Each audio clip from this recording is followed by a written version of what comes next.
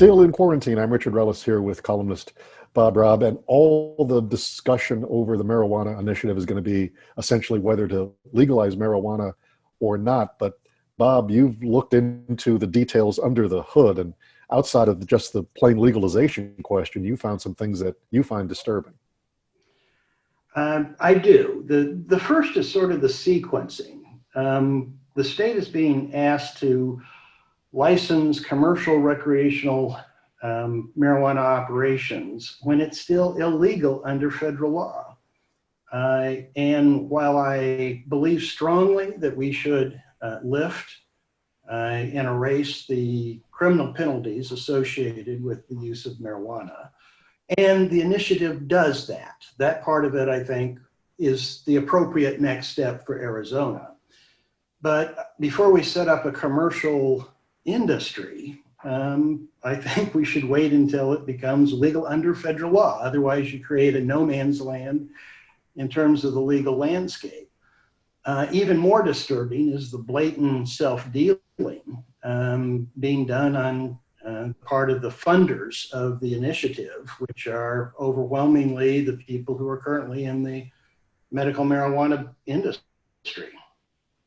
Do you think, just looking at the political landscape over this issue, if a voter is troubled by the elements you point out, but still really wants marijuana legalized or decriminalized, do you think there's political appetite for for the legislature to act on this or another initiative, or is this our one best shot?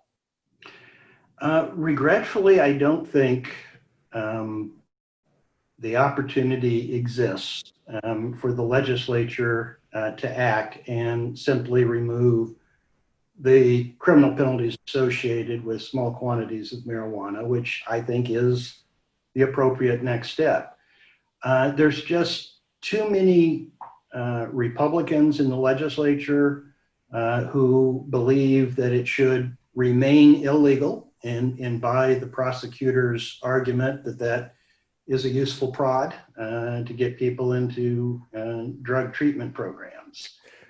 So it is I think it's a very difficult and unpleasant choice of maintaining the status quo, which allows some people to be, in my judgment, unjustly charged criminally for the use of marijuana, or accept this blatant self-dealing where the existing medical marijuana operators give themselves an oligopoly over the recreational business by limiting the number of licenses and giving themselves first dibs on the licenses that are available.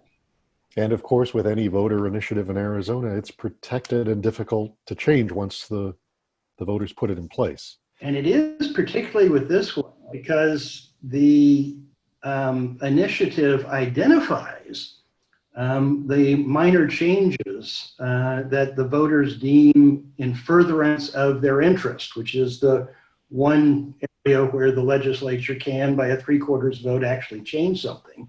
And it's none of the things that give the medical marijuana providers the oligopoly over the recreational business. Not as simple as it's faced. That, again, a lot of the discussion was just going to be over whether marijuana should be legalized. I'll leave it to Bob Robb to come up with the details that might have been hiding into there. But the voters have to make that decision in a few weeks.